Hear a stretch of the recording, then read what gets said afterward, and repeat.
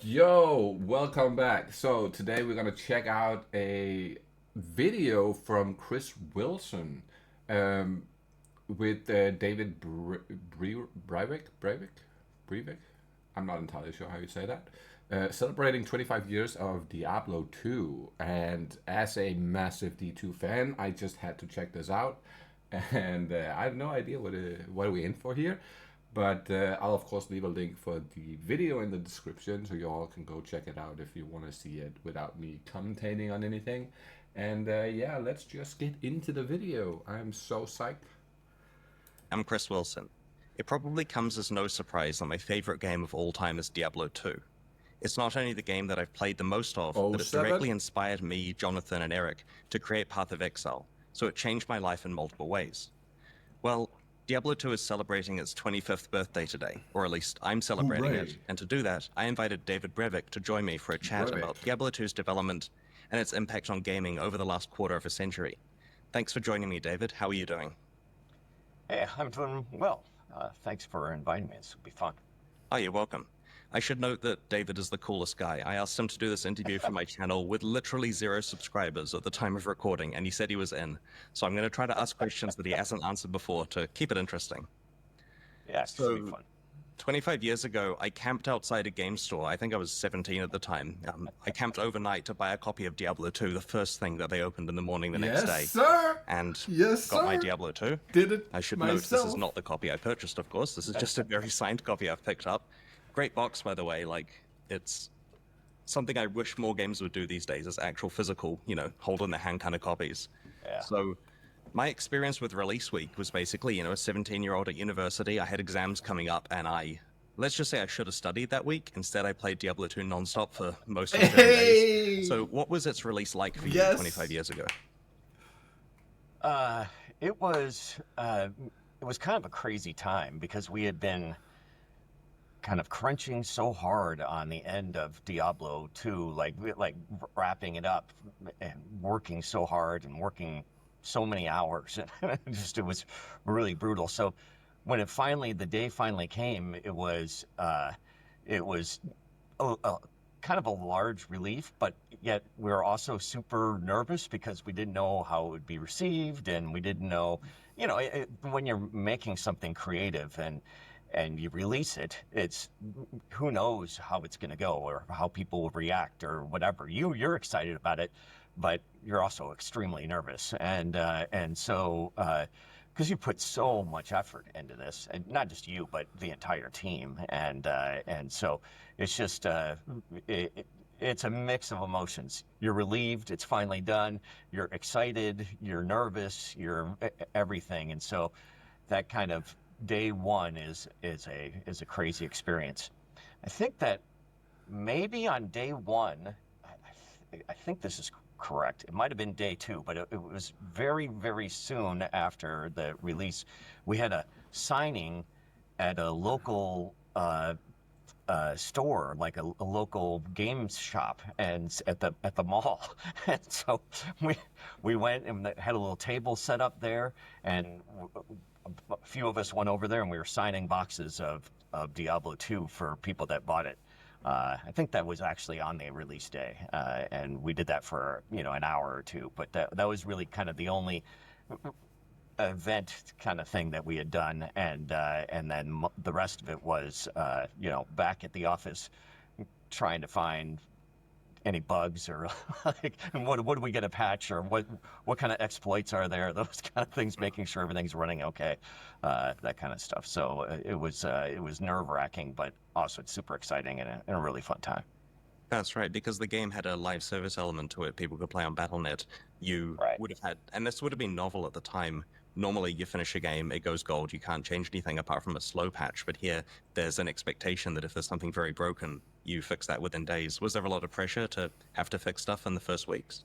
Oh yeah, there were bugs right away, like gold duping bugs and like all sorts of stuff that people, it's remarkable what people can find so quickly. But there were all sorts of things like that, and it was different because this was our first client server game on Battle.net. So because of that, there was a lot of infrastructure changes that took place, and we had lots of computers set up to run the servers and all that kind of stuff, and we had to monitor that whole system and ensure that all that was going okay and that there weren't any memory issues or performance issues and things like that. So there was a lot going on to ensure that that the thing. But thinking back to when I started playing the game when it came out, it it actually ran in incredibly well, even on the first couple of like weeks we were playing it. I remember it as running very very well. Like there was some issues, and there was certainly, as he was just talking about, there was some bugs and some exploits. But I feel like they fixed a lot of that shit really, really fast. And on top of that, everything was running so smooth that even though there were some problems, you could look past the problems because of how smooth the game felt and how enjoying everything felt. So that was just like incredible. Things were running well. Right. Blizzard South was involved in some of the BattleNet stuff as well. Was the fact that they were a distant office to you guys difficult in terms of communication about fixing those kind of problems? No, not really. They were on it just as much as we were. We were responsible for quite a bit of it, so they were responsible for some of it, quite a bit of the. They were kind of more of the client, like the kind of hosting sections of the BattleNet stuff, and then we were responsible for the actual game server code and logic and things like that. We also worked a large part in converting, integrating with BattleNet itself to have a client server infrastructure architecture as a possibility, and doing the kind of like advanced chat room where you see your character and things like that. Those kind of things were new concepts to BattleNet that we had to integrate into the thing. So it was they helped out a lot, but we also. I feel like it was a new concept in like generally in gaming back then. I don't remember any other games having like the open chat in the same way as Diablo did. Maybe I just didn't play enough random games back then because I was very young, and Diablo 2 was like my favorite game. There was not a lot of other games that I really wanted to play. Counter-Strike. I played Counter-Strike quite a bit, and I played Diablo 2, and then there was stuff like Age of Empires, Red Alert, stuff like that. But I only played those type of games for like a very tiny amount. Whereas Diablo and Counter-Strike, I played that a lot. But I do feel like that was like very inventive, the way they made the public chats, and like had the ability to create your own channel, and it was awesome, man. Made a lot of modifications that were specifically for Diablo 2. Right. One of the things we found with Path of Exile was there was a lot of value in getting the ability to patch problems quickly, like to have the infrastructure time between committing to the source repository and having it live be as short as possible. Was that something that you guys had to work on to get good? Because I can imagine it only comes with actually building a process to do that efficiently. Yeah, we were not super prepared for that. I mean, we planned it out or whatever, but the actual, first attempts at that were that a little clunky, but we were able to get the patches rolling pretty quickly. We were able to find some of the exploits that people were creating and kind of patch those and fix those within a day or so. We would create the patch and do some testing and things like that. And so the process was pretty rapid, and we were able to make patches, early little fixes behind the scenes or whatever, maybe even just server side stuff that were fixes that we could deploy pretty rapidly. So that was helpful, but the first few attempts at it were not as smooth as it eventually got. It got much smoother as we went. Well, you were breaking new ground at the time. I mean, there weren't really any other companies. I mean, there were a couple of other online games, of course, but this was very new. Very new technology. Yeah, it would have been a lot of fun. I remember playing that, when people discovered bugs, the fixes did come very quickly. Like it felt responsive, and that was Yeah, important. As a player, I didn't feel like let down by that kind of thing. exactly. Right. Yeah. Yeah. That's great because it was always takes too long, in my opinion. Like, oftentimes it's funny because we can discover a bug, whatever it is, we can fix it and discover it and say, oh, I know how to fix that, and like fix it in just a couple minutes. And then it's like, now we've got to wait a day for it to, it feels like it's forever, even though and then we're like, oh, well, we should bundle up a couple of these little fixes together and things like that. So eventually we got into the point where it was still very responsive, but it feels like, hey, well, I could fix this in 5 minutes kind of thing. Yeah. Yeah. So. Nice, I understand. Yeah, I felt with Path of Exile that important due bugs only happened while I was sleeping, right? Like, there was never a time where I'm sitting at my desk in the workday and then someone Yeah. knocks on the door and says, we've got to solve a problem. It was always a 3 o'clock phone call. Someone apologetically calling me with, hey, Reddit's on fire, wake up. And then I start calling other people. Well, it was a different era back then. Like, there were very few people, small message boards and things like that. It wasn't like the social media era of like anybody can complain on whatever on Twitter or Reddit or whatever, and then there are like lots of people looking at it. Luckily it was kind of under the radar except for the hardcore fans or whatever that it was. There wasn't as much noise, so it was an easier time to respond. Yeah, I imagine streaming contributes too. Like, if in a current absolutely. game, if someone finds a problem, the world knows about it in 5 seconds, whereas back Yeah, then... absolutely.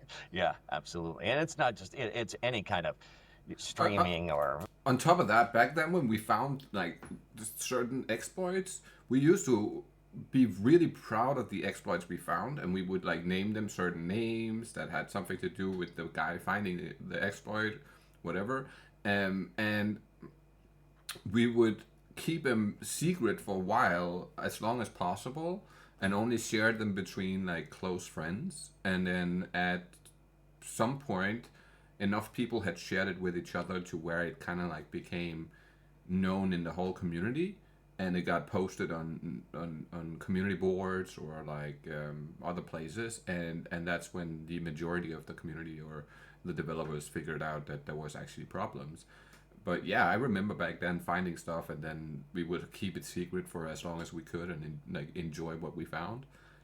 Whereas today, it's more when you find something like that, you want to make a video and talk about it immediately because it'll catch a lot of traction, basically, right? So I do see the massive difference in the mentality of the player base. YouTube videos or all sorts of stuff. There's just so much information out there about a particular game and problems with it or whatever.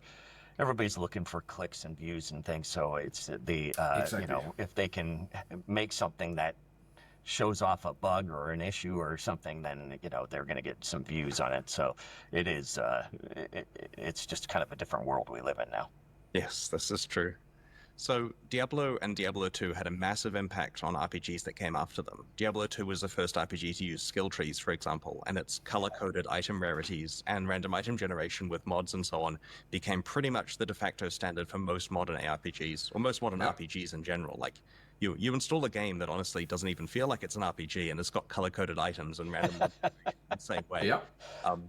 Out of all the things that Diablo 2 influenced, which one of them surprised you the most? Even stuff like Call of Duty today have the rarity on their weapons, for instance, right? Like you have common, you have the blue version, which would be magic in Diablo, but it's called like common or some shit like that. And then you have like the purple one is like rare, and the unique one is like legendary, and like the gaming industry in itself have stolen so many ideas out of Diablo 2 in general that we don't actually think about because it's become the norm, which is kind of crazy. But the originators behind it was this game that came out 20 years ago, more than 20 years ago. And yeah, that's impressive. So I think that kind of I would say skill trees is probably the thing that right now stands out to me as the biggest influence, not just in other ARPGs, but also in just gaming in general. Their skill trees or some sort of progression trees or things like that everywhere now. Like they're in so many different games. You get them in roguelike card games, or you get them in, whatever. You get them in shooters. You get them in all sorts of stuff. You get them all over the place now. And so that was just a massive. That surprised me the most, that it broke out in the way that it did. I think that really is probably the biggest influence on the video game market that came out of Diablo 2, more so than Correct. even colored 100%. items. Even colored items, though, are used everywhere and used often. But I think that was quickly adopted in other RPGs like World of Warcraft and things like that, that made it so that became a little bit more standard, not just ARPG-ish. How do you feel about the fact that most games these days have RPG elements when maybe some of them needn't have those? Well, I mean, That's they a good have question. RPG elements like this because people love it. It keeps people playing. It allows people to visualize progress. And so I agree that not all games need it, and sometimes it feels a little tacked on instead of, the point of what they're making. Exactly. But at the same time, I can understand why people put it in there, because it can add a lot of depth to your game. RPG elements can be combined with almost any kind of product, and that's really why we see it so often. And it's the gamification of everything. I mean, they make little RPGs out of household appliances at this point, so it's everywhere now. Fair enough. I remember reading Eric Schaefer was saying in a postmortem somewhere that a thing you guys were going for in Diablo 2 was the feeling of just one more X, right? You're close to a level up, there's a waypoint coming soon you'll be able to go to town and identify your items. There's an axe boss coming up, what's Andariel going to drop? And, there's a quest reward, what am I going to get? And it keeps you playing because there's a new thing just 2 minutes away constantly. Right. Hence, it can become addictive because you're always getting these dopamine hits. And I suspect the RPG elements that we were just discussing produce similar kinds of feelings with players. It makes an already compelling game even more addictive because of that layer on top. Yes. Right, absolutely. It always feels like that next little piece of progress is right around the corner, and it could be anything. And so and when you're layering those kind of things, when there's lots of different layers and lots of different ways that you can advance your character or advance your progress in the game or things like that, you have more levers to pull of, hey, there's something new right around the corner. It's A or B or C or D, those kind of things. Then you're always getting these kind of small upgrades that make it feel like I'm really making some progress, and I'm just so close to that next upgrade that I'm looking forward to, or whatever it is. Nice. So Diablo 2 was the first game that I'm aware of to offer free online play with a server authoritative online service. And that free original service, like classic Battle.net with D2, is still running today, 25 years later. Like, when D2 Resurrected was released, they didn't turn that off. Elements of this play, such as hardcore mode, ladder seasons, have eventually become standard in online RPGs. Like World of Warcraft these days has seasons and hardcore mode, Path of Exile and so on. Was the plan to just make a great single-player game and the online play was a bonus, or was online play a critical must-have thing that you actually designed around? Well, That's a good fucking question. A little of both. When we first started out with Diablo 1, we were focused on just making a great single-player experience. Even though when we had pitched the game to Blizzard South, that they had said, this is going to be multiplayer. And yeah, sure, it's going to be multiplayer. And then as we kind of went on in development, we were only just making basically a single-player game, and so we weren't making kind of design decisions or anything based on having multiplayer. And then as we got closer and closer to the end of Diablo, they said, "So how's multiplayer coming along?" Like, we don't know how to make a multiplayer game. And so they actually ended up sending a couple people from down south up to help us, convert Diablo into the single player game into a multiplayer experience, and taught us how to make a multiplayer game and use networking sockets and things like that we just had no experience with in the past.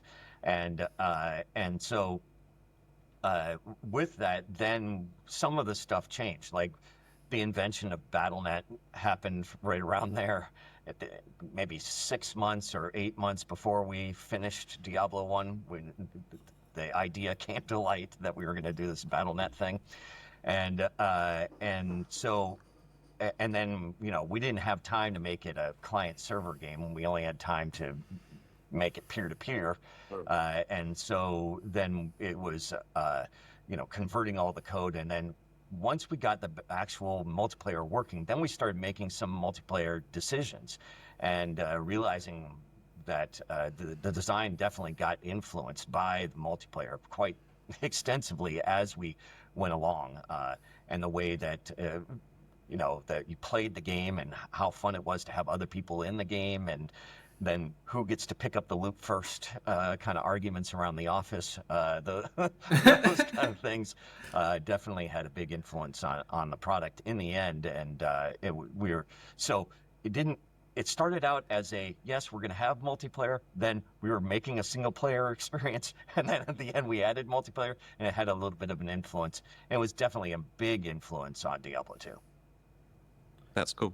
Yeah, I remember when you referred to who's getting the loot first. When we released Path of Exile, we had exactly the same looting model as Diablo 2, as in the items drop on the ground, and whoever clicks it first gets it. And right, like, my first day of playing Diablo 2 on Battle.net, I was killing Duriel with a Necromancer, like some random Necromancer online, and a Worm Skull drops the unique helmet. So I grab it as fast as I can. And I kind of feel, I'm in Amazon, I'm quite far away. If I can get that first, it's mine. And he said, what was that? And I said, traded it for a Fletcher's Amulet of the Bat, like an hour later. Like, it just such a canonically good experience. Yeah. And so we wanted to launch Path of Exile with free-for-all looting like that, and we did, boldly. And I think that was the largest backlash that I can remember of the early days, that the generation of players, even in 2013 playing Path of Exile, didn't like having to compete for click speed with items. So that was an interesting lesson, because the Diablo 2 players were not asking for this to change. They were very happy with the way the game worked, and we were trying to present something to the same audience. Be a fucking loser. Our portion of the audience really wanted it to behave differently, so we added options so that they could play the way they wanted to, and never looked back. But it was surprising at the time. I didn't think there would be that reaction. Yeah, that's super interesting, because you would think that it would be the same. Yeah.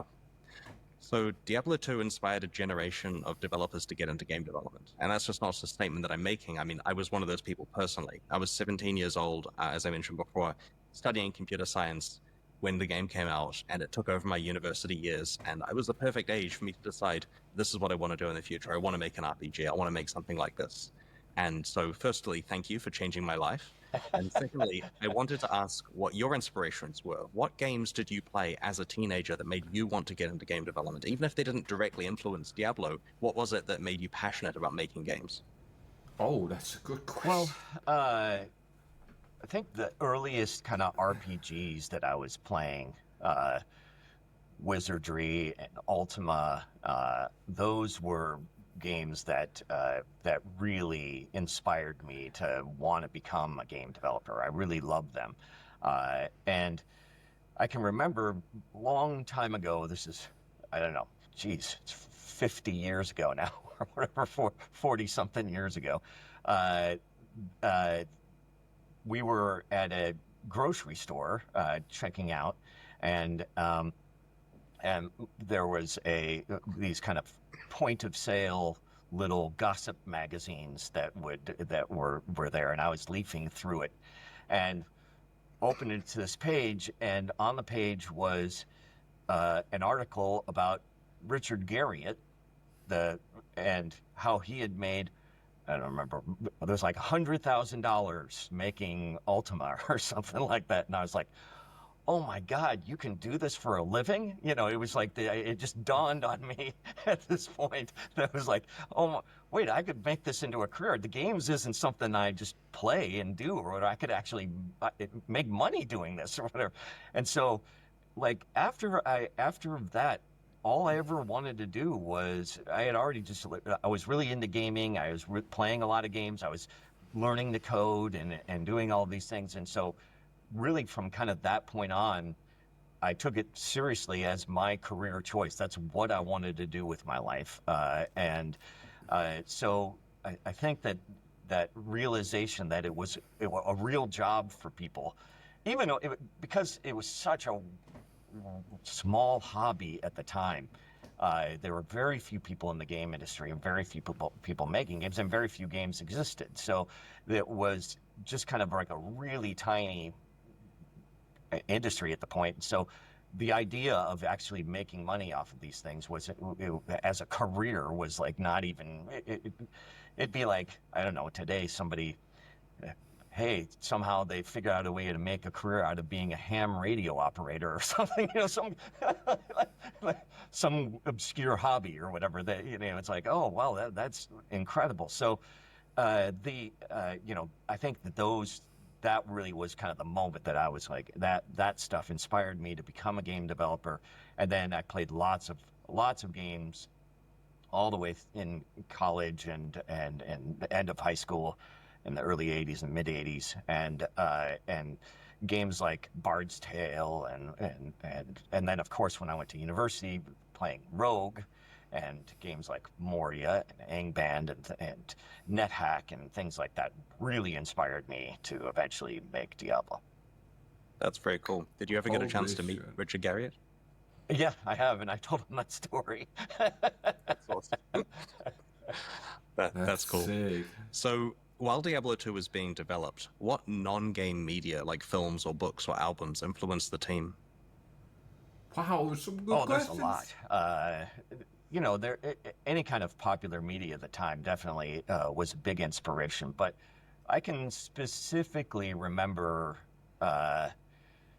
things like, so Matt Ullman, the musician, and my office, we were always right near each other or whatever, and so I would listen to a lot of music when I'm coding, and I also sing, and we'd have the door open. We'd be blasting music back and forth often, and so I think that a lot of those kind of songs, especially things like, you know, Nine Inch Nails and stuff, that had a huge influence on kind of the mood and the atmosphere of what we were making, and so I think it was. There were horror movie references and things like that that we kind of inspired us. There were books that we had read at the time that were big inspirations. TV shows, even things like Star Trek and stuff like that were a big influence on kind of the you know, quest design and stuff. There were things like that that were kind of inspiring, that came from all sorts of media. But I think that Downward Spiral is probably one of the biggest influences on Diablo and Diablo 2. That's very cool. So the family tree of RPGs has a lot of games that descend from Diablo 2, and people usually consider the obvious ones like Path of Exile and Torchlight that are very Diablo games. But do you have a favorite unlikely Diablo 2 derivative, a game that clearly takes great inspiration from Diablo 2 but isn't actually a traditional action RPG game? Well, I don't know. There's the game I probably played the most that definitely got a lot of influence from Diablo is I mean, it's kind of obvious, but it's World of Warcraft, right? Because it's got talent trees, and it has item rarity colors, and it has seamless world, and it has like all these kind of things that really kind of built upon our design that we had made for Diablo 2 was influential on that team for World of Warcraft. I mean, obviously, and that, you know, I contributed a little bit to it and helped, you know, give feedback and things like that to the design. So the, you know, I think that all of those kind of things definitely were were influential. And so I'd say that one is the one that I've played the most. That is not what I would consider a traditional ARPG, but it definitely has some of the ARPG elements. That's cool. Yeah, I can see that. If you look at like the differences between World of Warcraft and EverQuest, a lot of those differences, I mean, there's many innovations, of course, but a lot of the other differences are Diablo 2 things that works really well. Yeah. That makes sense. Even the exclamation points above the head. That's true. That's another one of your innovation. Yes. So in 2019, you released a game called It Lurks Below.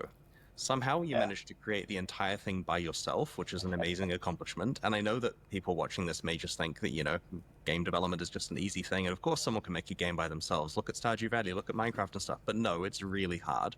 And David managed that. And my understanding is in that game, you even did the art yourself, right? Yeah, I did. I have no idea how that Impressive. happened. That's so fucking It's not very impressive. good. It's I mean, it's okay, but it's not like it's this high res, super beautiful game. It's pixel art, so but pixel art's not trivial. So it was a lot of work, but I wouldn't put myself up there as the greatest pixel artist of all time either. So Oh, it still looks good. Thank you. As is to be expected from the creator of Diablo, elements of It Lurks Below are inspired by Diablo. Can you tell me about how you handled its development process, given what you learned from your previous games, and how you determined how close to make it to Diablo? Yeah, there was a lot of things. In a lot of ways, I didn't want to make it too close to Diablo, right?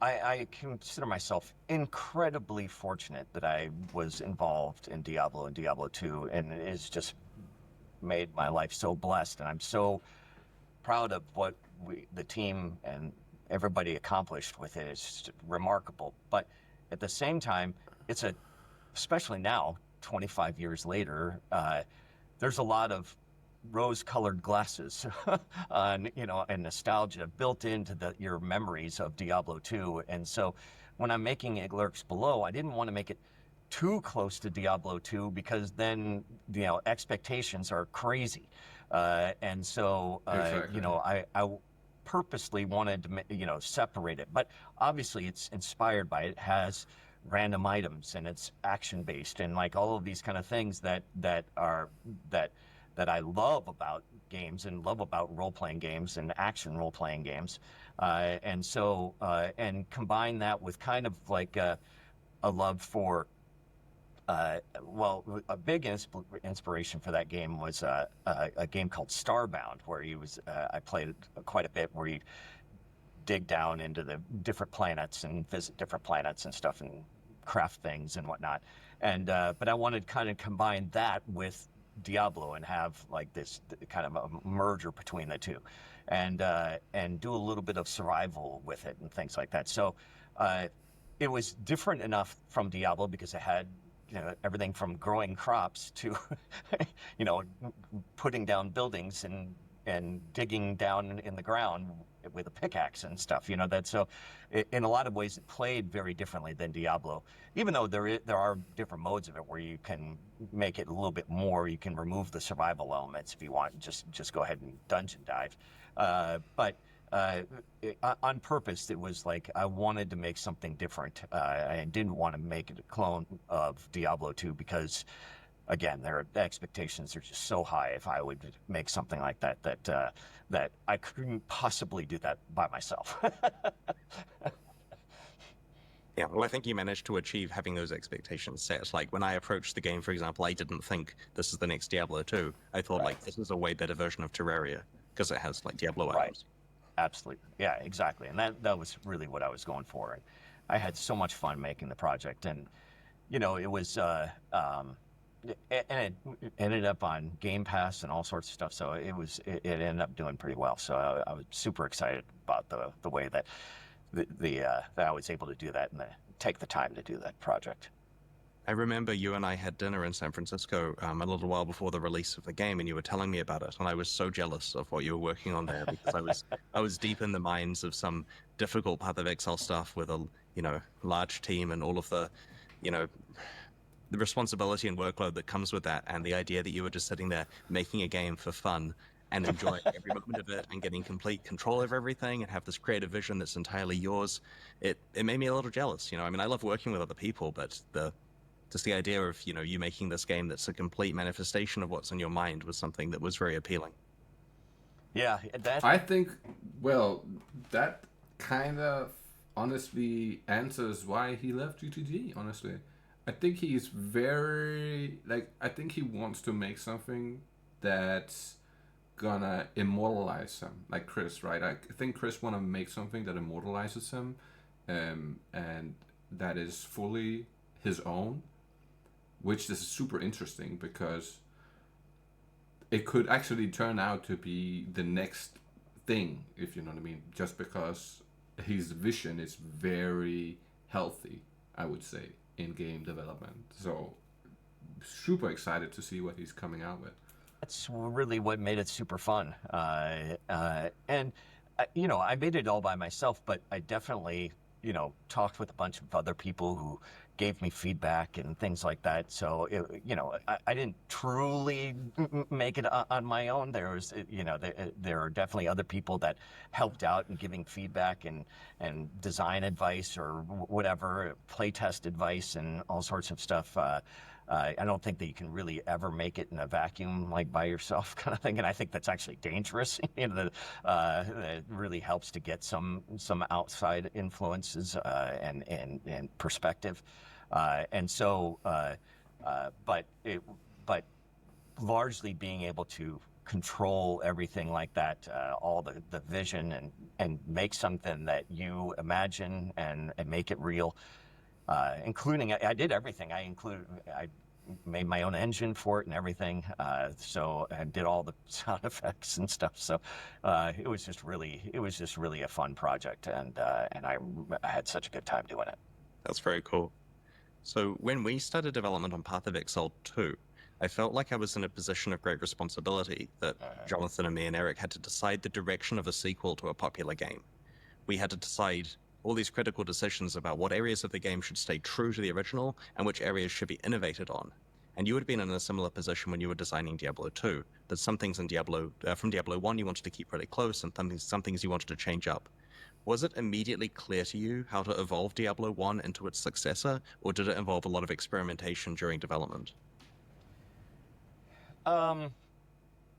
It was a little of both. There were a few things that we knew that we wanted to do. I mean, obviously, number one thing technically was we wanted to make it client server. So that was like for sure one of the things that we wanted to, innovate or iterate on, whatever way you want to take that. But from a design perspective, other things like skill trees didn't come in till I had this idea in the shower, and it was like maybe a year into development or something like that. I don't quite remember, but we had already been working on the game for a little while, or the doing something like the seamless world stuff like that didn't come in right away. That the original design was we were going to do it outdoors as well as indoor things, and that was one of the big decisions that we kind of made early.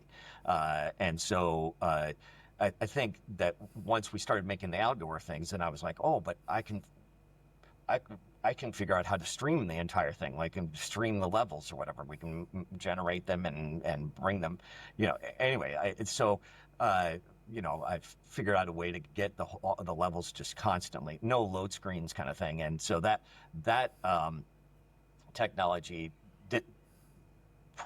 I don't think that came on very early either. I think that it was probably a little bit later, and then even other design decisions were made later. So I think up front there were very few things that we kind of decided on. It was like much more. I mean, it was much more we're going to have indoors and outdoors. And we wanted to make it more of a world setting than it was just a particular town and dungeon kind of thing. We wanted to make it feel more epic and larger in scope and scale.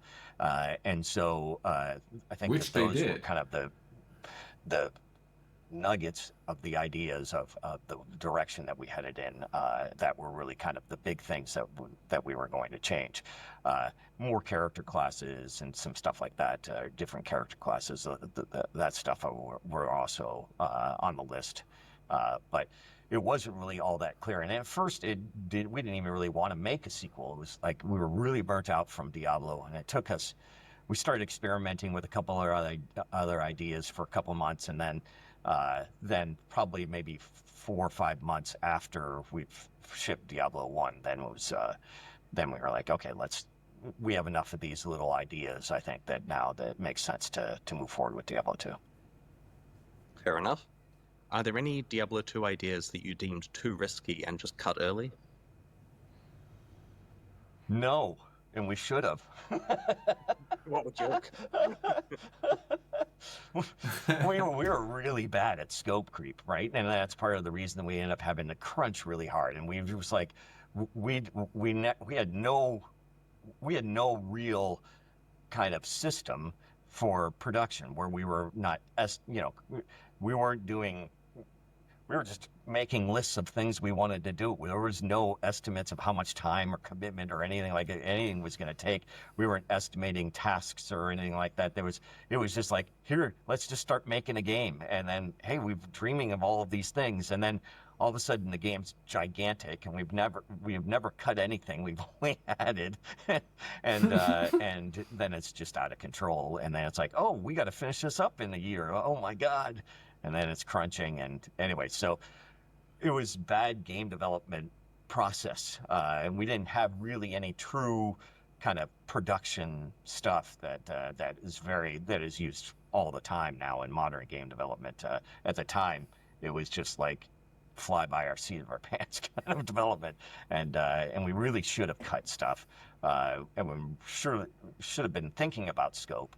But in the end, we just wanted to make every good idea we put in there, and damn the consequences. The majority of my game development career has been making leagues for Path of Exile, where we had a strict 91-day development cycle. And as we approached each release, we had exactly the situation you're describing there, where, we've got to get this done. We don't want to, get into too much overtime. And so in our case, we had to make hard decisions at the last moment about which things aren't working out and to cut them. And, hopefully we still produced a good product most of the time. But, if we had more time, it would have been different. So what would Diablo 2 have looked like if you had an extra year of development time? If right at the end you're done, like I'm not saying we undo the crunch, I'm just saying you get an extra year after that. So you've got, it's finished and you're not allowed to release it for whatever reason. You get a year longer to work on it. What could you have done? Did you have any things that weren't necessarily just the expansion, but things that you would have done with that year? Yeah, I think that the biggest thing is that we cut an act out of the game and made the final act half the size it was supposed to be. So I think that if we had done an extra year of development, we would have moved. It would have been 5 acts and all of equal size rather than 3.5 or 4 acts or whatever that, and then it would have been, so it would have just been a bigger product. It would have been a longer adventure. I'm not sure if that's necessarily better, but I'm sure that that's what we would have done. We would have had the time to complete all 4, maybe 4.5 acts rather than cutting one out. We had to make that kind of tough choice at the kind of 11th hour. We started, it was like maybe like right before maybe Christmas time. Like I don't know, it all blends together when you're crunching so hard that it was probably around Thanksgiving or so. We had to make the difficult choice to cut an act out of it. We just didn't have the time, and then we ended up kind of working on the Act 4 stuff, and it was oh, we don't even have time to do this. We've got to cut this in half. And then we redid it at the late in the project, redid everything about it, redid all the graphics and stuff. That also happened kind of later in the project as well. I can't remember when, but it was within the last couple of months, we redid a bunch of that act. So there was, we weren't very good with scope, and I'm sure that that we would have done things differently. Yeah, I was just noticing, I looked across at my Diablo 2 box and I noticed that it has pictures of all the acts, but not Act 4, because I can imagine at the point you had to go and prepare the physical materials, you Yep, would not just take screenshots of the finale at exactly. that stage. Yeah. Yeah, fair enough. Damn. So, what do you think was the smartest decision you made with Diablo 2? Boy, I don't know. And it doesn't have Make to be it? you personally. It can be like a team smart decision. I mean, I don't know if there is really one specific thing. I mean, I Making think it that multiplayer, man. the there are several things about it that I think that that were really smart of us. That, and it wasn't just like all my decisions. There were a lot of decisions that lots of people made that ended up having huge influences on the project. So, I think that just making Diablo 2 and deciding to actually do it rather than go do something else, and take it to the next level, was probably the best decision of all, simply because we had options at the time, and it was like we had talked about doing other types of projects, and uh, I think that it would have been a real shame if Diablo 2 never existed, because we're super happy with the way that it turned out. And it's a million little decisions. Like, whenever you're making a game, it's just every day you're filled with 1,000 decisions on the different direction you can go with whatever, and everything from a skill. You're making 400 decisions on a skill, how much damage it does, what the delay is, what it looks like, what it sounds like, what it, anything. So like all these millions of decisions come together, and so pointing one out, I think, is really difficult, because there were so many great decisions that were made, I think, as a collective, that influenced the product in the end. Well, you did a great job, and thank you for deciding to make Diablo 2, of course. So, what about on the other end of the spectrum? What was the biggest mistake you made with Diablo 2? Um, Oh. I mean, my traditional answer for this is the stamina bar, but No. I hate the stamina bar in Diablo 2. It's it makes me cringe every time, simply because it's like this punishing. It's an irrelevant thing later in the game, and it's a punishing thing for the new player. So like, it's like a newbie tax almost. And so as a design thing, it was supposed to be, hey, we just don't want you running away from the enemies all the time or whatever. We gotta limit your ability to just constantly run away. But in the end, who cares, right? It just like it ended up not really. It not only people just don't do that, but it was also not really all that helpful later in the game, and so I think that I think that design is something that I regret. I wish it wasn't that way. It allowed a few things like the stamina shrines and a few things like that were helpful and little fun things to do or whatever. But in the end, I just wish that we would have allowed people to run, and who cares, right? I actually don't agree with that. I do like the stamina bar, and you can counter it completely with the stamina potions since they stack. So you can just drink like a fucking inventory full of stamina potions. You can run for a half an hour. So I really don't think that has a massive impact on the game in general. In terms of, as he said, it's a new player tax, and it is kind of a new player tax, because once you understand how that system works and how you counter it, it's no problem. You don't care anymore because you can counter it immediately. But it's actually very interesting that he would use that, because in my opinion, the biggest flaw, or the biggest issue with Diablo 2, in my opinion at least, it's not necessarily a gaming problem per se. It's the botting problem and the hacking problem and modded items and like all these cheating problems. That's, in my opinion, the biggest letdown of Diablo 2 is just the massive amount of RMT and stuff like that. That's kind of what pulled my interest a little bit from the game because of how much that affects it. And when you're running leaderboards and you like to do that stuff, it affects you greatly. Whereas if you're just casual and playing the game for fun and you don't care about getting on the leaderboards and stuff, it doesn't really matter to you. You wouldn't really care, and it has no effect on you. But for me, liking to go leaderboards, like to compete and stuff like that, it just ruins the competition when you can buy your way to the top, basically. So yeah, that in my opinion would be the biggest problem with Diablo 2, I think. It's not that big of a deal. People don't want to pass up the enemies. They want to fight them and they want to get the items and stuff like that. It's not a passive kind of game. And so the idea that somehow you could run away all the time and never die, I thought was just kind of silly. I charitably view it as a mastery mechanic where it may be annoying and provide friction for very early players, but because it's rather easy to eventually have it not affect you, you feel good. Now I can run all the time or teleport all the time or whatever. Right. And so that's how we viewed things in Path of Exile that only were relevant in the early game, like getting maximum quality on your items. There were little currency items you could apply that upgraded a quality to plus 20% at best. Right. And after a while, that's easy, and you do it to all your items, and you never think about it. But it was still useful because it's a thing that matters for early players. It teaches them about complex systems, and then they feel good about just being capable of maxing it out later on. Yeah.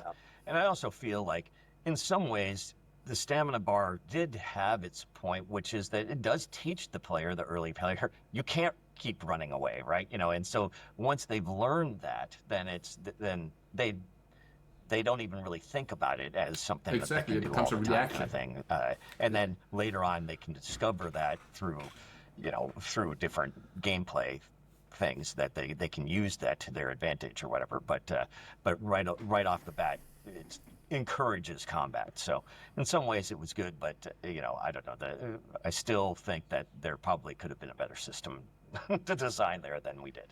My favorite stamina story is I was doing some ladder rushing in Diablo 2 back in the day, and my friend, shout out to John, he was playing a sorceress and got to Act 2 at level 6, and I said to him, how did you get to Act 2 faster than me, and how did you do it only level 6? Like, how did you survive, and how did you kill Andariel? What is going on? And his answer was stamina potions and static field. Rather than complaining about stamina, he understood that if he spends his gold on stamina potions, he gets to run through the whole action, avoid the monsters, getting just enough experience to get the one skill he needs to kill Andariel without actually any capability. It comes with experience. That's still a good player, though. I mean, you're going to be like dodging behind things and stuff. Like, I wonder how many. It was kind of a death rush to kill Andariel all that time. That guy was very skilled at that. Yes. Yeah, absolutely. So, when people talk about Diablo 2, they generally mean Diablo 2 with the Lord of Destruction expansion. Like when you say to people, did you play D2? That's what they view it as purchasing Diablo 2 with Lord of Destruction and installing that and playing it. But those are actually two quite different games, at least to a super nerd like me. So, for example, in the original Diablo 2, there was this really addictive hunt for rare items. I'm sure other classic players will remember the day that Lancers were enabled. That was the exceptional maximum spear. And so we farmed as hard as we could for each rare drop, hoping to get a lance with insane damage and high attack speed. And it's just like, you're playing Diablo 2, you're looking for the word lance in yellow. And I calculated at the time it was once every 6 hours and 15 minutes I would find one. There was that much going on in a spreadsheet, a database. Taught myself PHP for this. And so I was tracking my rare drops, and you get your lance every 6 hours and 15 minutes on average. And obviously, most of them are going to be crap, but occasionally you find a lance that's got high damage and high attack speed, and then you're just the king of the server. Your barb is going to be the best. Every other barb wants it, and it was just amazing. In the expansion, which of course still has good itemization, the focus eventually became much more around rune words and elite uniques. And to some extent, finding a rare war pike being the equivalent in the expansion was less relevant because you're going to get a rune word like Silence or eventually Breath of the Dying or potentially the elite unique for it. And so that's great and everything, but it's a different type of game.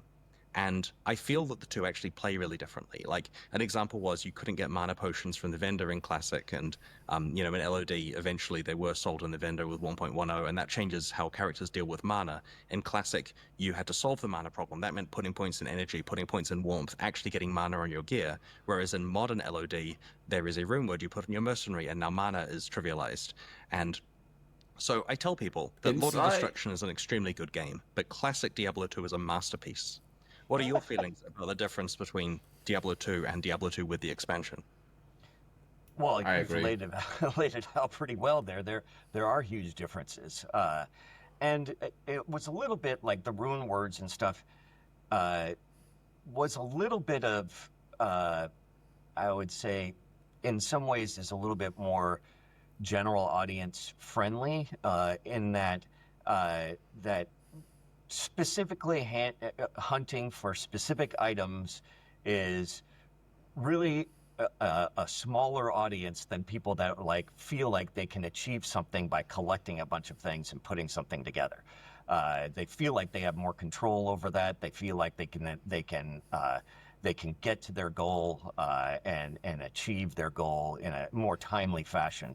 And so, is that good? Is that bad? I don't know. It's just different, like you said. So I think that you're right that Diablo 2 Classic pre Lord of Destruction was much more of an item hunt game, where after Lord of Destruction it was much more almost like a crafting game, where you crafted the best items in the game. You still had to find all the parts and put it all together or whatever. And And so and let's not forget that even though rumors and certain unique items in Diablo 2 Lord of Destruction are considered very powerful, very few of them is actually best in slot, and there's often rare or magic items even that are even better and stronger than most of the uniques or rune words are, right? So a perfect example here would be like javelins, for instance, right? You have the Titans or Thunderstrokes, which are considered like the best unique javelins for the Amazon, for instance, right? Like that's just a very common item you will see most Javasons rocking, right? But in the end, you can still find a rare that's way better than Titans. You can find a magic one with only 2 stats on it that's better than Titans, right? Like you can get one with 6 skills and 40 increased attack speed, but they are so rare that it's not something that you come by easily. It's not like um,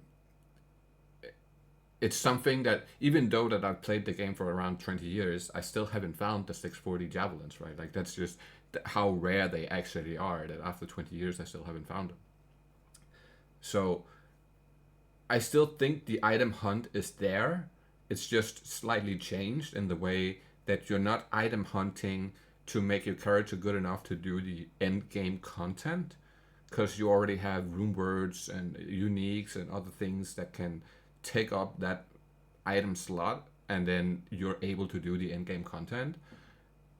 But if you want to go into stuff like PvP or you want to do other things, then now you have to go beyond what the unique or rune words can do, basically, right? Because it's just simply there's better stuff out there, and especially for PvP and stuff, there are rules to what you can do and what you can't do, which kind of weapons and rune words you can use and stuff like that. At least in GM battles, right? Like in good mannered battles, there are certain set of rules or a certain rule set. Like you can't use grief, for instance, right? Because it's just too OP. Um, but yeah, so there's just I I think the vision changed a little bit to implement a bigger player base. In order to implement a bigger player base, you had to make it a little bit easier, so you didn't have to be a hardcore player who played like 10 hours a day in order to be able to compete with other people who are hardcore players, right? So it's I think they did the right thing by changing that, honestly. was still some item finding going on, but there was much more of a crafting element to it than there was in Diablo Classic, Diablo 2 Classic, as you're calling it.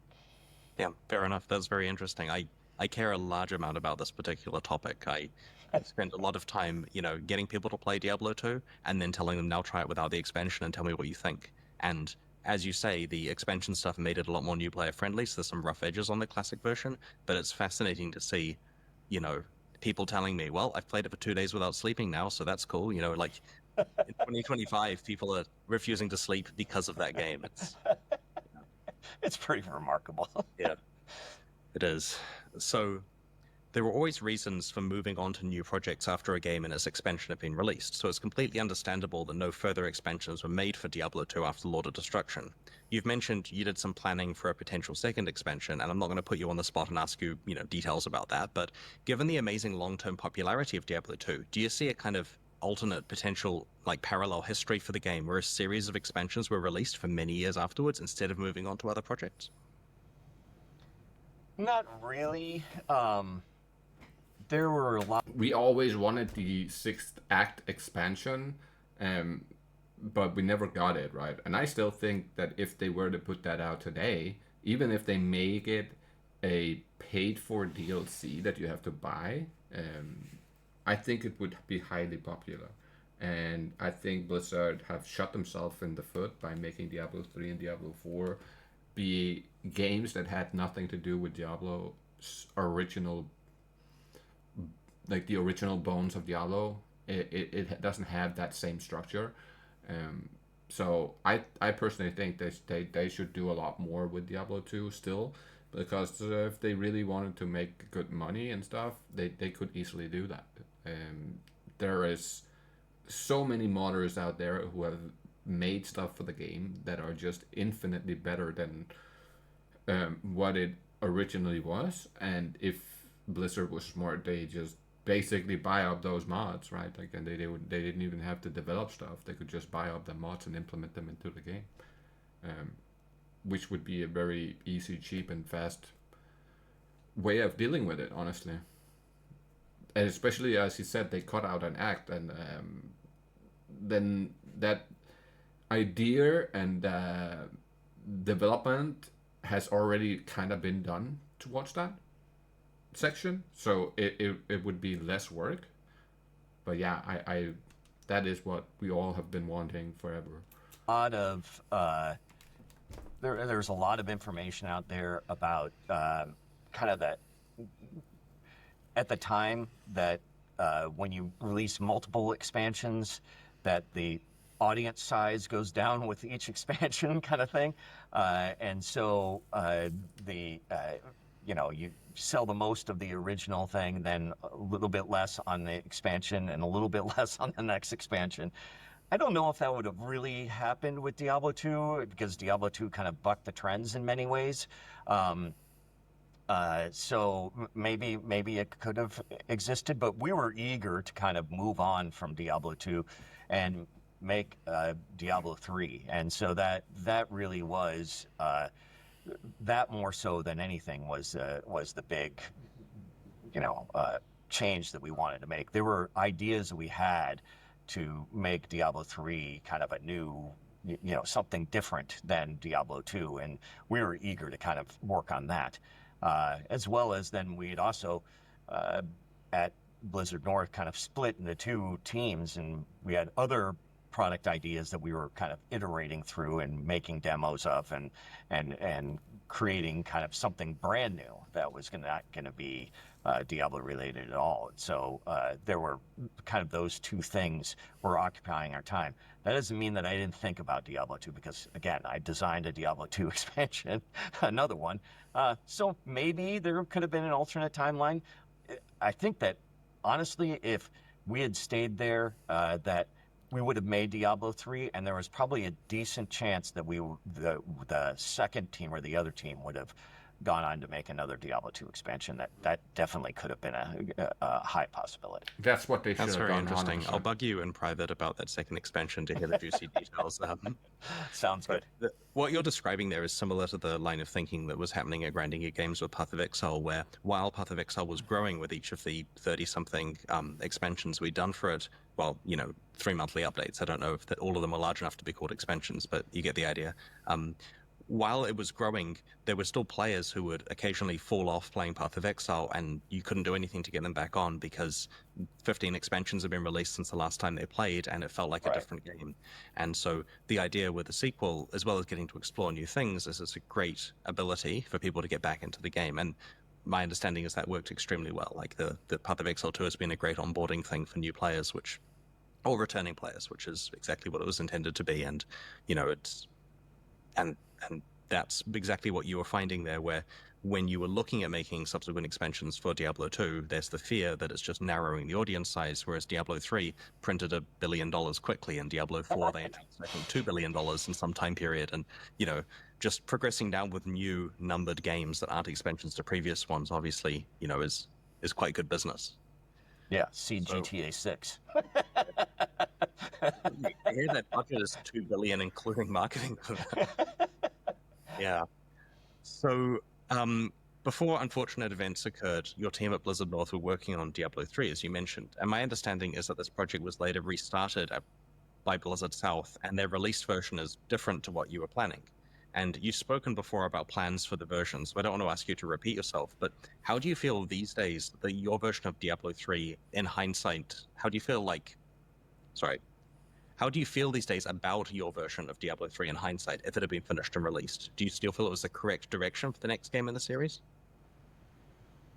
I mean, we'll never know. It's hard to tell. I mean, What they I did was definitely not the felt right that thing. way about it while we were making it, and I was really excited about it. So, it was just so different. And as you know, or maybe don't, we kind of designed by the seat of our pants while we were making the game. So it kind of evolved over time. So I thought that what the final product would have come out to be, who knows? But the base idea was really, really interesting, and I was really excited about it. So it was just so different than Diablo 3, what it turned out to be, and went in a completely different direction that I can't imagine that it's almost impossible for me to tell whether or not that would have turned out great or not. I don't know. I truly enough. believe that would have been good. The history of Diablo 2 development has heaps of detail about your involvement and the work of your co-founders Max and Eric Schaefer and what they did on the game. I was wondering, who are some other kind of unsung heroes of Diablo 2's creation who you feel haven't been given enough credit for critical work that they did? Oh my God, it's such a long list. There's so many people that were crucial to the development. I could start naming names, but yeah, I could be here all day. But Well, I guess- let's say Phil Shank and David Glenn and Peter Hu and Stieg Hedlund, and there were many people that were just really important people that worked on not only design stuff but story and setting and the visuals and all sorts of stuff that had massive influence. Matt Ullman with the music, and like there's this massive people that had massive influence on the product. There even like one of the ways that we designed at Blizzard North was that everybody could contribute to the design. They can come up with ideas. They can just run them by me and go implement them, kind of thing. There was like, go for it or whatever. That sounds cool. Or, so people would come up with skill ideas or do whatever they wanted, right? There is, I've got a new monster in mind or whatever, and it could be, you could be an artist, you could be whatever you want. And so, so many people had little design elements and different influences on the product because of that. It wasn't like hey, I was heads down and I'm designing everything in a vacuum or whatever, and then out comes the little piece of paper with the design on it, and now somebody go implement it. It was much more of a collaborative experience all around throughout the studio. So there were lots of people that were really influential in the final product. That's cool. I'm glad to see that a lot of the developers have moved on to other awesome studios and making cool things afterwards, and you see names popping up all over the place, and Yeah. it's really cool to see the diaspora of it. Diaspora? The spreading of the people. So how did the legacy of having created Diablo affect future projects like Hellgate London and Marvel Heroes that you worked on afterwards? Well, Wow, okay, Moral Heroes. I think the biggest thing was the crunch for Diablo 2 was so severe. It had such a huge impact on my life, my personal life, that it was, I never wanted to do that again. And so we had a much better grasp on what it is that we wanted to do in the future and the way that we wanted to run development in the future. And we wanted to not put ourselves through that anymore, but still have a chance at making something great. So that had a huge influence on the way that we kind of ran day-to-day production of making games. So that was a big thing. But at the same time, it also there were like the reversal of that is that we were so lucky at Blizzard to be in the position that we were in, right? That we could kind of take the time that we needed to make the products that we wanted. And so in some ways, it was a little bit of a curse going outside of that, in that, hey, we don't have those luxuries. And so harsh lessons kind of needed to be learned on the other side of that, and how really basically the rest of the industry worked. I mean, it was a large portion of our career was in this kind of bubble of Blizzard and the luxuries that we had there to create stuff, and the reality of what video game development is like, and how there are real deadlines, and money is an issue, and there's companies are risking a lot when they're trying to fund these things, and they need to have that money back at some point, and that they can't just keep spending, and like all of these kind of things, and companies change their minds, and like then you're kind of stuck. For instance, we were making Hellgate London. Namco we signed with Namco to make the product, and their idea was that we're going to start making PC games, and the cornerstone of this is going to be your product, and we're going to fund this, and et cetera, et cetera. And then like a year after that, they fired everybody, changed that objective for the company. That's like, okay, that we're not going to do that anymore. We're still going to fund you guys, but we're not even going to publish you. You're not even going to. You got to go find somebody else to finish publishing this. We're not going to do any marketing or anything like that, but we'll honor the contract and fulfill the milestones. But that would never happen at Blizzard. Like so there were like in a lot of ways, there were fortunate things that we didn't realize coming out of Blizzard, that of the way the kind of industry really works, and that how volatile it is, and how difficult it is to actually get a product across the finish line with a partner. It's remarkable almost that almost any game ever gets made, because it takes almost a miracle from all different avenues, things that aren't even in your control for something to actually come to market and flourish. Yeah, I think you stated that very well. So my next question is, with computers being a lot more powerful than they were a quarter of a century ago, how would the design of Diablo 2 be different if you had made it with a modern level of computing power? For example, would you increase the simulation detail or run at a higher simulation frame rate? I know your technicals. Are there any technical things that could be different about the game? Woo! Yeah, absolutely. We'd run the server at 60 frames a second and things like that. That for sure we would be doing that. Plus, I think that, obviously we would have made much higher res graphics and made the look, it would have been 3D instead of 2D and all, all sorts of stuff like that. In fact, that was a big debate when we were making Diablo 2 at the very beginning. We were debating whether or not we should go with, hey, should we make this 3D or 2D? But 3 was just the birth of 3D cards and stuff. A lot of games were going 3D, but it was like super low poly kind of things. You got to have 100 polygons or whatever on your character. So it wasn't really time to do that kind of stuff yet. We could make a better looking game, I felt, with Diablo 2 being kind of sprite based. And so it was the right decision at the time. But now with computing power, we would definitely, it would be a totally different story. So we would have much higher res graphics and run the simulation at 60 frames a second on the server and all sorts of stuff. We could have, a lot more people in games and all sorts of things. So Fair enough. Do you have any thoughts on interesting directions that action RPGs could go in next?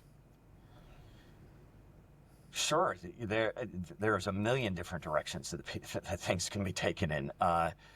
But I also feel like I do kind of feel like we saw that with Diablo 2 Resurrected, what the modern computing power would have looked like back then. If I feel like Diablo 2 Resurrected looks so fucking incredible, and it goes to show what upgraded computer power can do in comparison to what it was.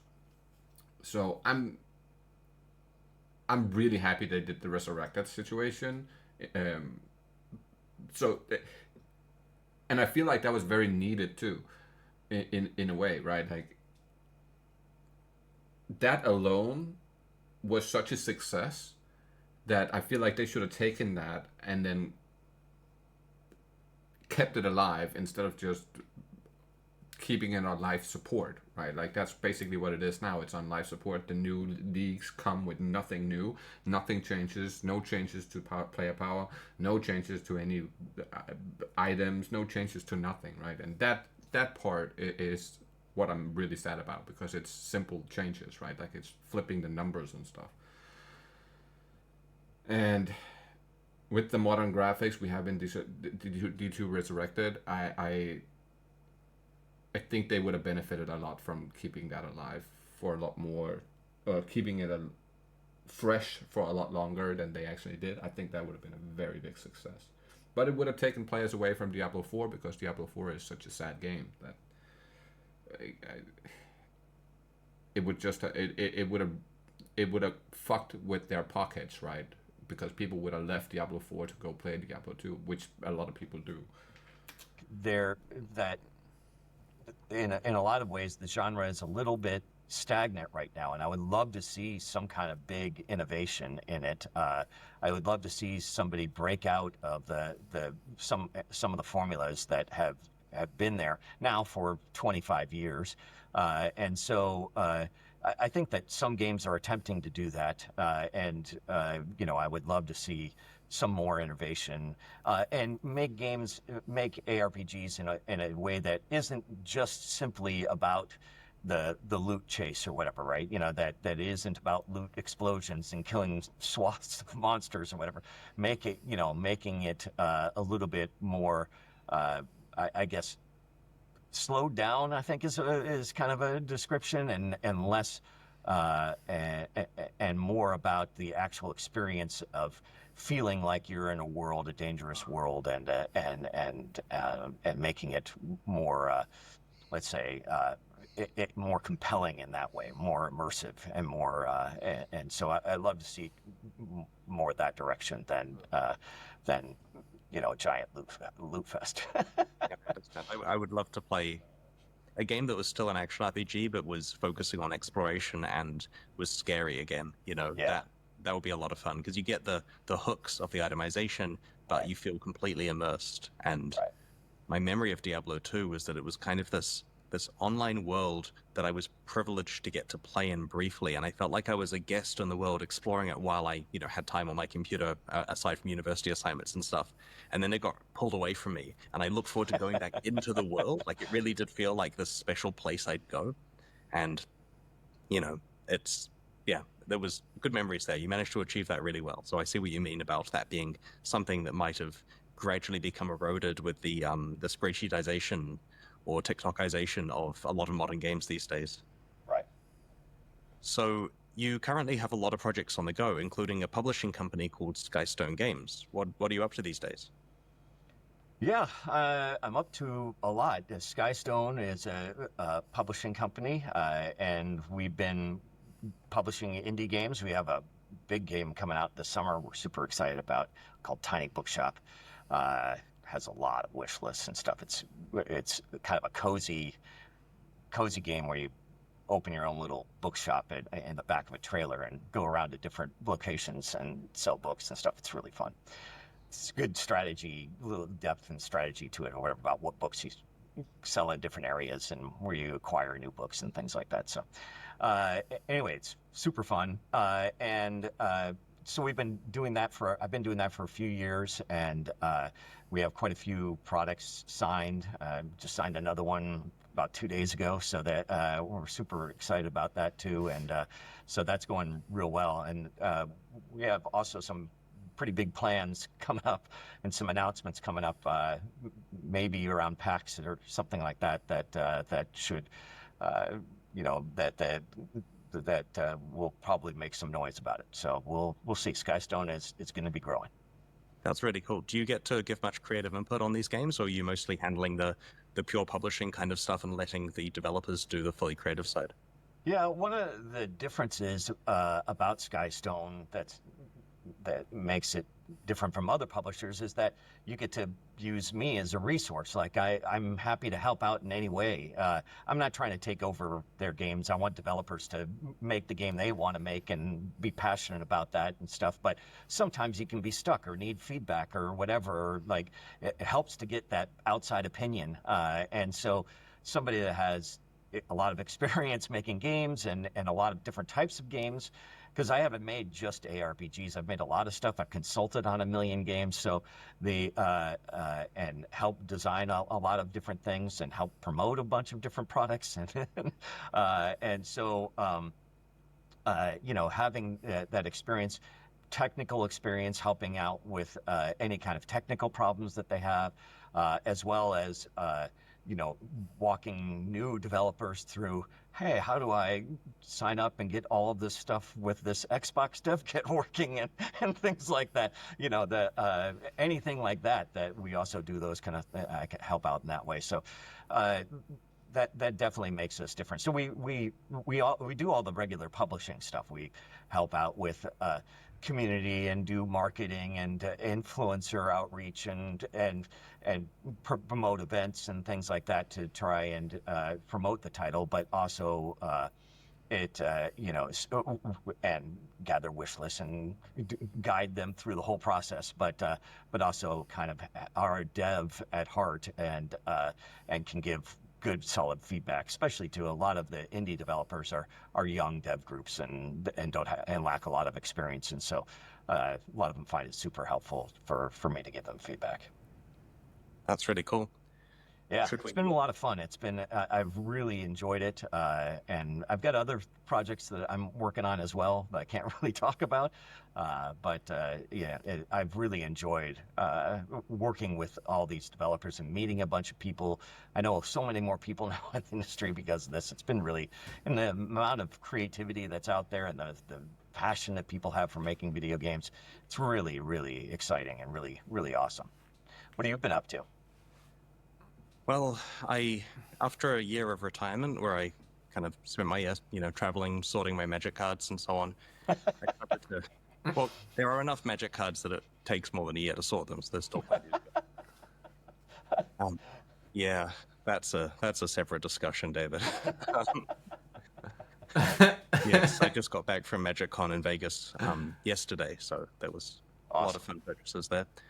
So I spent a year doing that after GGG, and it was relaxing, but I kind of had the itch that I wanted to be creative again, and I wanted to be creative in a way that didn't involve being a CEO of a 200-person company. Like it's a fulfilling job that I felt I did a good job at, but it wasn't really what I was born to do. And so I realized that the most fun I had making Path of Exile was just like jamming in my garage with Jonathan and Eric in the early days, like a really small team, just trying to come up with something where, you know, there was just a lot of creativity happening and I was getting to write code and all that kind of stuff. So I recently started a really small studio with some friends. It's called Light Pattern, and we're working on a small project that I don't intend to talk about, potentially for a number of years. I guess my only clue is it's somewhat telling, I guess, that we're talking about that today. But yeah, it's been a lot of fun so far. I'm getting to recreate the feeling I had in my 20s of doing development again, and yeah, I'm having a blast. That's awesome. Congratulations. That sounds really fantastic. I mean, I did this almost exact same Can thing we in get a some ways, like, collab? when I was CEO of Gazillion, and I'm not making games all day. I'm working on running the business, and I was like, okay, that's not. I'm good at this. I can do this. This isn't what I want to do. And then I went a little crazy, and I made the game all by myself, but I did almost the exact same thing. It was super passionate. I had a super passionate experience going back and actually doing development and doing all of that stuff. It's just really just so much fun, and that is definitely what I was born to do. So I completely relate. Congratulations. Thank you very much. Well, thank you for your time today, man. It's been really good. Covered a lot of good stuff, and I think that, the product you guys made, the whole Blizzard North team back 25 years ago, has really stood up to the test of time. Most of my friends are still playing it to this day, and I intend to continue to do so. So thank you both for making Diablo 2, for changing the gaming industry to the extent that you have, and also for your time today. I really appreciate it. Thanks. It was a lot of fun. Oh, thank you so much for coming on. So I'm considering making more videos about game development. Please consider Please subscribing do. to this channel. It's just starting out, and I guess throw a like on the video for the algorithm if you want. If there are any other topics about game development that you'd like me to discuss, let me know in the comments, and thanks for watching. See you guys next time. Hi, I'm Chris. Yo, shout out to Chris Wilson for this one, because first and foremost, let me just start out by saying this. He put up some of the greatest questions I have ever heard when it comes to talking about a game. First and foremost, right? And then secondly, massive shout out to David for being so open and sharing the amount of stuff he did. And I really hope that one day we see Chris and David go together, make a fucking Diablo-like game of some kind, but in a completely new set of eyes, and they evolve the genre in a direction that it has been in dire need of for a couple of years, since a lot of stuff is copy pasted between games. So that is one thing, and then I really, really, really am impressed with some of the answers we got. There was some stuff in here that was very, very amazing to hear. I'm impressed with a lot of things they said on how they developed the game when it comes to D2, and I must admit that this kind of went in a different direction than I was expecting. I thought they were just going to be talking like back and forth randomly, not having something super structural that had like a lot of fucking crazy information in. So I'm impressed, man. That was a really great video. That was a really great video. And I think that Chris is a really good man for this type of conversation, to have that with another developer, because he has the understanding and the knowledge of what it takes to do these type of things. And with that set of eyes and the mindset behind it, he has the ability to ask the questions that normal people wouldn't think about, or us as gamers wouldn't think about. I would love to see more of this. That was incredible. I appreciate everybody for coming by, watching the video and whatnot. And of course, I'll leave a link to Chris's channel and his video in the description. Please go show him some love, because I want to see more of this stuff. I would really be happy if he makes more of this stuff. That was brilliant. I love it. And yeah, hope you all had a good time. I hope you all have a good day, good evening, whatever it is for you. And I will catch you all in the next one.